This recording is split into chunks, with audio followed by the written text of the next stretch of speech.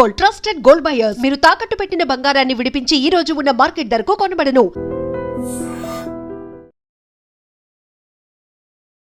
తెలిసిన డాక్టర్ అన్నాడు, తక్కువ అన్నాడు, లక్షలు వెయ్యిలు ఇవే పిలుస్తాం పడతాం. మేము అక్కడ ఇక్కడ ఆడుకోవచ్చు వాళ్ళకి ఆడుతున్నాం. అని ప్రెసెంట్ అయితే ఇప్పుడు అన్న కండిషన్ చాలా ఘోరంగా ఉంది అసలు. ఇప్పుడు మీరు చూడండి, మీరు కొంచెం ఒక్క ఎలుపు చేయమంటున్నానండి, ఆయనకు ఒక్క కిడ్నీ మార్చమంటున్నా. నా చేతికి డాక్టర్తోనే మాట్లాడాను. అయితే ఇప్పుడు 2 కిడ్నీలు ఒక్కటి ఉండాలంటే కనీసం అసలు ఏమీ తింటలేదు, ఏం మాట్లాడదు. సిచ్యువేషన్స్లో సినిమా రంగం కానీ ఎవరైనా కానీ రాలేరు, ఎవ్వరు రాలేరు.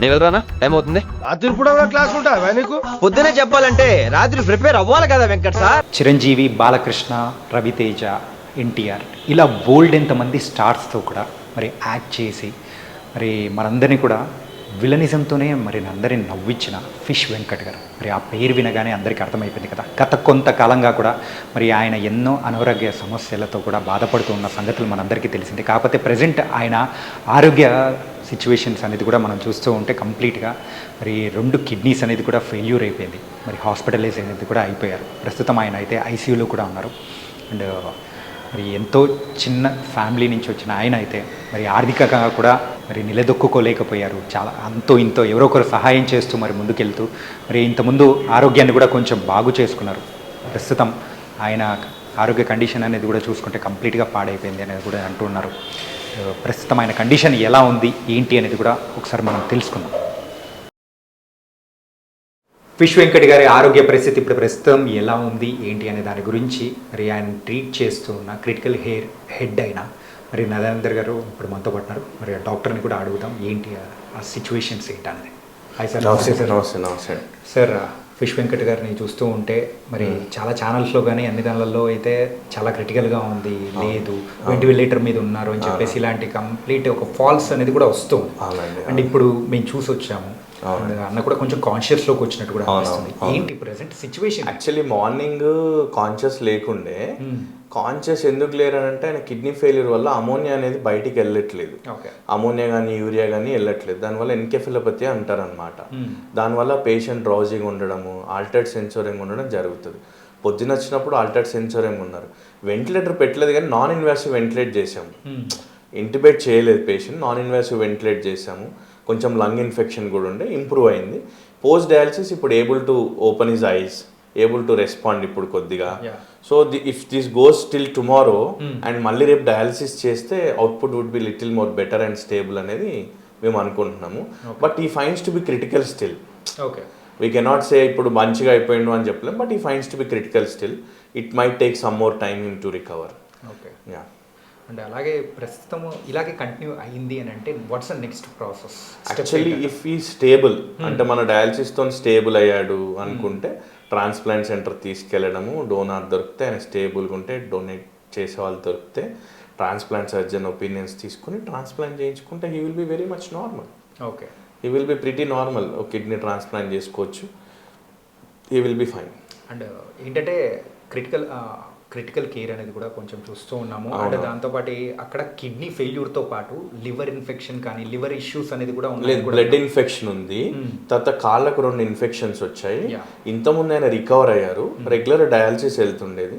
Duties, life habits and everything life habits కానీ అవన్నీ కూడా దానికోసం అని చెప్పేసి ఆయన మళ్ళీ సడన్గా అన్కాన్షియస్ అయ్యారు. తర్వాత వచ్చేసి మళ్ళీ మన దగ్గర 3 days బ్యాక్ వచ్చినప్పుడు అన్కాన్షియస్ విత్ షార్ట్నెస్ ఆఫ్ బ్రెత్తో వచ్చారు. తర్వాత మళ్ళీ డయాలసిస్ చేసాము, కొంచెం బెటర్ అయ్యారు, మళ్ళీ కొద్దిగా మళ్ళీ డ్రౌజీ అయ్యారు బికాస్ ఆఫ్ హై అమోనియా. ఆయన మోషన్ కూడా పాస్ చేయట్లేదు, యూరిన్ అవుట్పుట్ ఉండదు. సో దానివల్ల ఏమవుతుందనంటే పేషెంట్ అమోనియా లెవెల్స్ పెరిగి అమెనిక్ ఎన్కెఫిలోపతి అని అంటారు, ఆ పొజిషన్లో ఉన్నారు. మనం రెగ్యులర్ డయాలసిస్ చేస్తున్నాము. రెగ్యులర్ డయాలసిస్ ఈరోజు కూడా చేస్తున్నాము, రేపు కూడా చేస్తాము. Some times doing regular dialysis also. Okay, dialysis disequilibrium అని బ్రెయిన్లో ఏర్పడుతుంది అనమాట డ్రాస్టిక్గా. దానివల్ల కూడా పేషెంట్ కోమాలో ఉండే అవకాశం ఉండొచ్చు. సో అది one of the side effects of dialysis.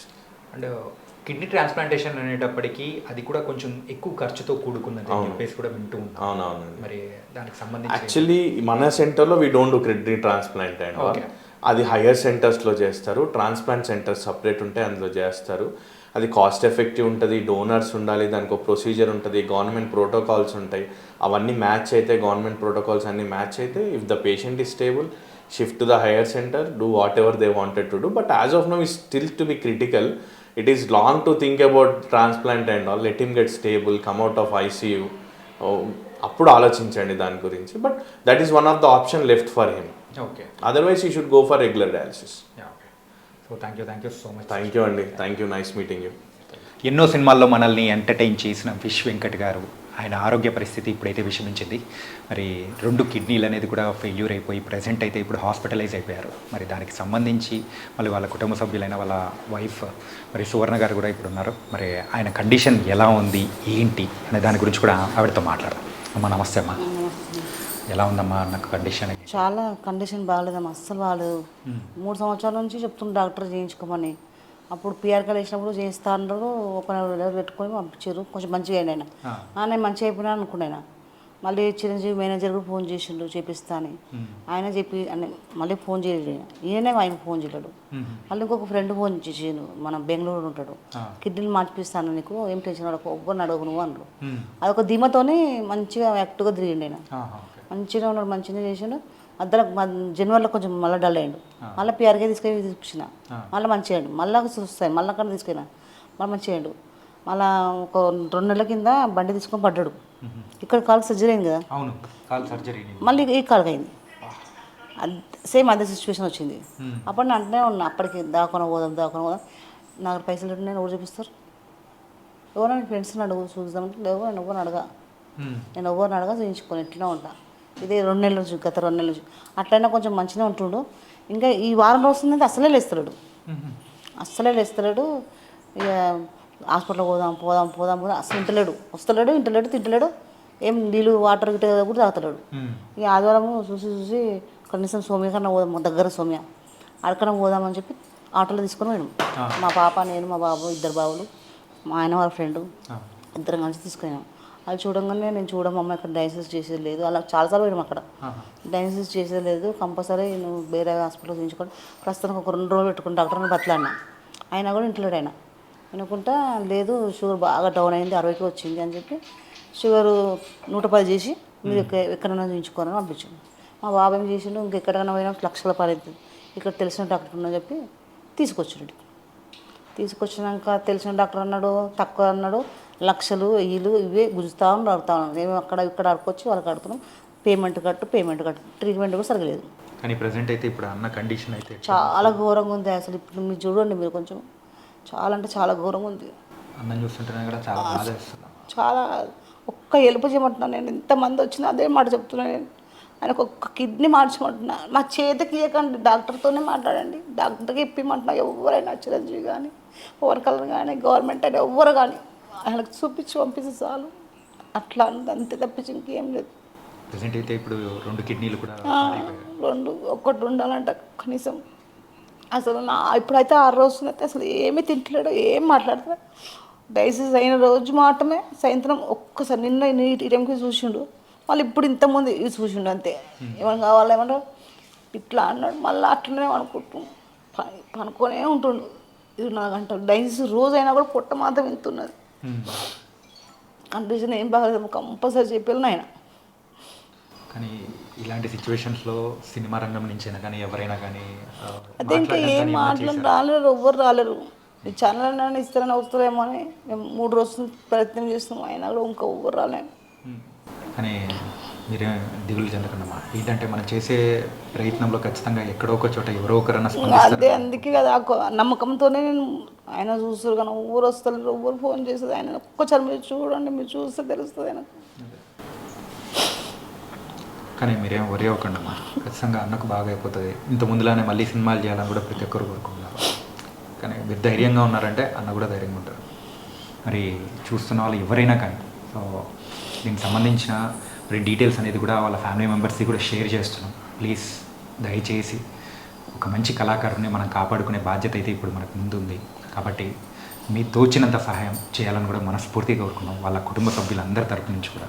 మరి వాళ్ళు అడగడం అనేది కూడా మనం చూస్తున్నాం కదా, సువర్ణ గారు కూడా చెప్పినట్టు మాకు అవసరం లేదు, డైరెక్ట్ మీరు దానికి ఆ ట్రీట్మెంట్కి సంబంధించి చేస్తే చాలు అని చెప్పేసి వాళ్ళు మొరపెట్టుకుంటున్నారు. అది చేయాలని కూడా మనం స్ఫూర్తిగా మనం కూడా మానవత్వం ఉందని చెప్పేసి నిరూపిద్దాం. నిజంగా అది అన్నకు కూడా బాగా అవుతుందని కూడా అనుకుందామా. ఆ నమ్మకమే ఉంది కానీ ఆయన చూస్తుంటే భయం అవుతుంది. మీరు ఒక్కసారి చూస్తే తెలుస్తుంది. ఏం కదమ్మా, ఇప్పుడే వయసు వచ్చిన, డయాలసిస్ అయింది, ఇప్పుడే వయసు వచ్చిన. ఇంకా తిన్నాను ఒక ఇడ్లీ తిన్నాడు కానీ అసలు ఇప్పుడైతే లిక్విడే. నైస్. మరైతే మీరు దీనికి సంబంధించి స్పందించాలని కూడా కోరుకున్నా. అండ్ దీనికి సంబంధించిన డీటెయిల్స్ అనేది కూడా మేము షేర్ చేస్తున్నాము. మరి మీకు తోచినంత సహాయం అనేది కూడా షేర్ చేయాల్సింది కూడా కోరుకున్నాము. అమ్మ ఈ ట్రీట్మెంట్కి సంబంధించి మొత్తం ఎంత ఖర్చు అవుతుందన్న? అంటే కిడ్నీకి సంబంధించి అయితే 50 లక్షలు అయితే ఓకే. 10 లక్షలు 5 లక్షలు అంటే నేను మా ఇల్లు అమ్మేసినే చెప్పించుకుంటా. 50 లక్షలు అంట మా ఇల్లు అమ్మితే కూడా రావంత పైసలు. అది నా ప్రాబ్లం. ఖచ్చితంగా చూస్తున్న వాళ్ళు ఖచ్చితంగా దానికి సంబంధించి స్పందిస్తారు. విదేశాల్లో ఉన్న వాళ్ళైనా కానీ వేరే రాష్ట్రాల్లో ఉన్న వాళ్ళైనా కానీ అదే ఖచ్చితంగా చెప్తున్నా కదా, ఒక్క సాయం చేస్తే మాకు చాలు, ఇంకా మాకు ఇంకేం వద్దు మాకు. గైస్ మీరు కూడా స్పందించాలని కూడా మనస్ఫూర్తిగా కోరుకుంటున్నాను. డాక్టర్ ఫిష్ వెంకట్ గారి ఆరోగ్య పరిస్థితి ఎలా ఉంది ఏంటి? ఓకే, నా పేరు డాక్టర్ అవినాష్ అండి, ఐసీయూ డాక్టర్ని. ఓకే, ప్రజెంట్ అంటే తన కండిషన్ కాబట్టి మీకు తెలిసే ఉంటుంది, కిడ్నీ డిసీజ్ ఉంది తనకి. So kidney disease, liver disease 2 combine అయ్యి ఓకే ఆల్రెడీ వాళ్ళు 4 years నుంచి డయాలిసిస్ చేసుకుంటున్నారు. He's having 4 years of dialysis history. Okay. So present complaint మన దగ్గర ఎందుకు వచ్చాడంటే ఎస్ఓబితోనే ఎక్కువ అయ్యి ఫ్లూయిడ్ ఓవర్లోడ్ అయ్యి, అంటే అది యూరమిక్ విత్ హెపాటిక్ ఎన్సెఫలోపతి అంటాము. ఓకే. సో బాడీలో యూరియా పెరిగింది, అమోనియా పెరిగింది. సో దానివల్ల ఇరిటబుల్ అయ్యాడు పేషెంట్, కొంచెం డ్రౌజీగా అవుతున్నాడు.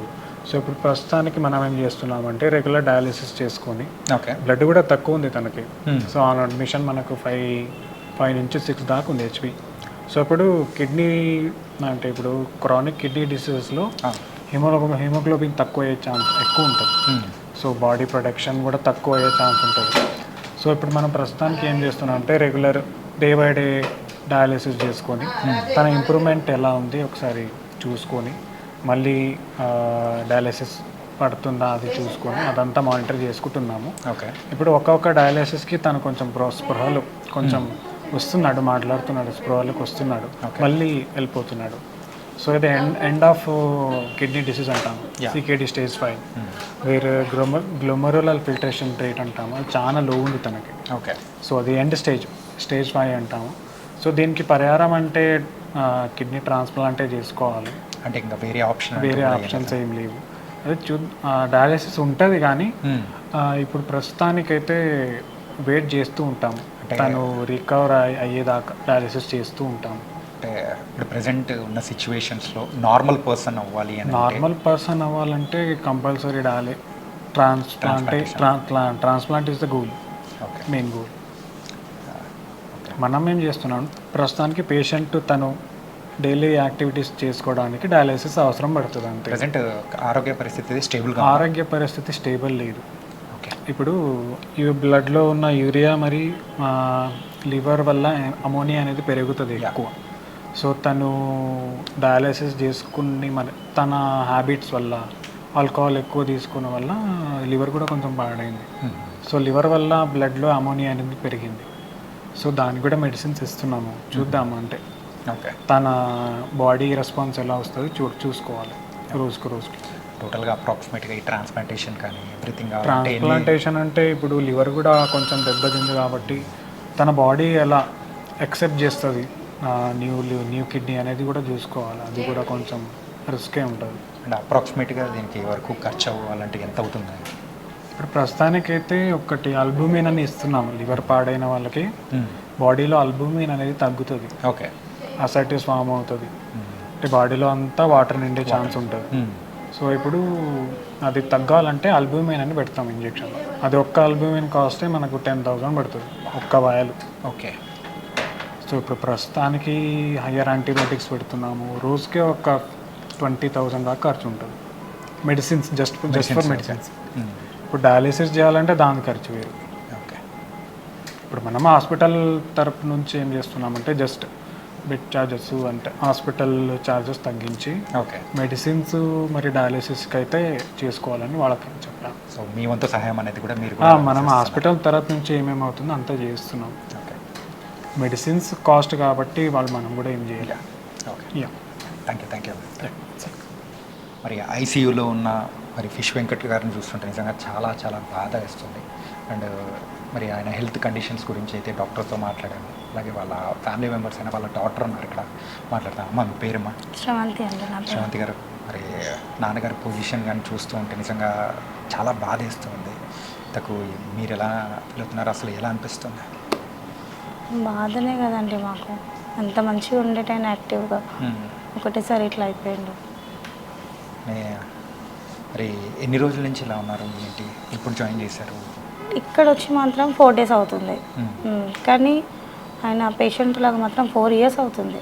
ఓకే. 4 years నుంచి డయాలసిస్ పేషెంట్ అయ్యిండు. Day by day చేయించుకుంటున్నాడు.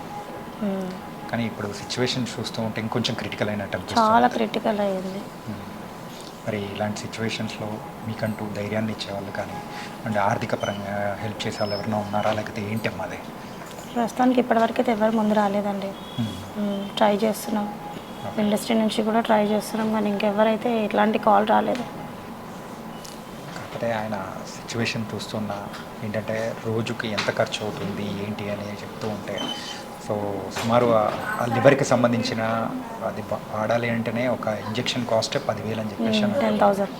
మరి ఎలా బేర్ చేస్తున్నారు, ఎలా తట్టుకొని నిలబడుతున్నారో మాకు అర్థం కావట్లేదు. నిజంగా చాలా చాలా బాధేస్తుంది అసలు. కొంతమంది ఇట్లనే రిలేటివ్స్ వాళ్ళు వీళ్ళు కొంచెం హెల్ప్ చేస్తున్నారు. ఇంకా ఫ్యాన్స్ కొంతమంది నిన్న నుంచి స్టార్ట్ అయింది కొంచెం హెల్పింగ్. కానీ ఇండస్ట్రీ నుంచి గవర్నమెంట్ నుంచి అయినా కానీ ఎవ్వరు మాత్రం హెల్ప్ చేయట్లేదు. ఇంకా చిరంజీవి గారైనా కానీ, పవన్ కళ్యాణ్ గారు, ఎన్టీఆర్, బాలకృష్ణ, రవితేజ వీళ్ళతో మంచి మంచి పెద్ద పెద్ద ఫిలిం ఆర్టిస్ట్తో హీరోస్తో డాడీ చేసిండు. వాళ్ళు కొంచెం ముందు వచ్చి కొంచెం డాడీకి మన హెల్ప్ చేస్తే చాలండి మాకు అది. ఓకే. అలాగే మీరు అంటున్నారు కాబట్టి ఖచ్చితంగా చూస్తున్నాం, వాళ్ళ వరకు తెలియాలనేసి మేము. ఓకే. మరి పెద్దల వరకు కూడా చేరాలనే ఒక చిన్న ప్రయత్నం అనేది కూడా చేస్తున్నాం మీతో మాట్లాడించి. సో వాళ్ళ వరకు చేరిందంటే ఇంకా హ్యాపీగా అనేది ఫీల్ అవుతాం. అన్న నార్మల్ వ్యక్తి అయితే ఇంకా అంతకు మించింది లేదు. మళ్ళీ సినిమాలో కనిపించాలని ప్రతి ఒక్కరు కోరుకుంటున్నారు. అవునండి. ఇండస్ట్రీ పెద్దలైనా కానీ ఎవరైనా కానీ సో వాళ్ళ ఫ్యామిలీ మెంబర్స్ అందరి తరపు నుంచి కూడా నేను మనస్ఫూర్తి కోరుకున్నాను. సో మీరైతే హెల్ప్ చేశారంటే, ప్రతి ఒక్కరు హెల్ప్ చేశారంటే ఖచ్చితంగా ఆయన మామూలు వ్యక్తి అవుతారు. అండ్ వాళ్ళ ఫ్యామిలీ మెంబర్స్ కూడా మనం కూడా మరి తోడుగా నిలవాలని కూడా మనస్ఫూర్తి కోరుకున్నాను. Sir, one life lesson what medicine has taught you. Whatever you can do without expecting. But I really believe మన పాజిటివ్ యాటిట్యూడ్ ఉంటేనే మనం ఏదైనా సాధించగలం. గట్ని మనం కరెక్ట్ గా డీల్ చేసినట్లయితే అది మనకి పాజిటివ్ హార్మోన్స్ ని రిలీజ్ చేస్తుంది. షుగర్ వచ్చిన వాళ్ళ పరిస్థితి ఏంటి? పొట్ట దగ్గర పెరిగితే దాన్ని ఆండ్రాయిడ్ అంటారు. ఆండ్రాయిడ్ ఫోన్ కదా. అసలు థాట్స్ ఎందుకు వస్తాయి? బ్రెయిన్ డెడ్ అంటే దానికి ప్రపంచం అంతా కూడా కొన్ని నిర్దిష్టమైనటువంటి లక్షణాలు ఉన్నాయి. మానసికంగా ధైర్యంగా ఉంటే క్యాన్సర్ జయించవచ్చు. You are a doctor for a cause, sir. అంతే. వాళ్ళకి వచ్చిన ఆదాయం కాకుండా ఫ్రీ సర్వీస్ ఎంతమందికో చేస్తారు.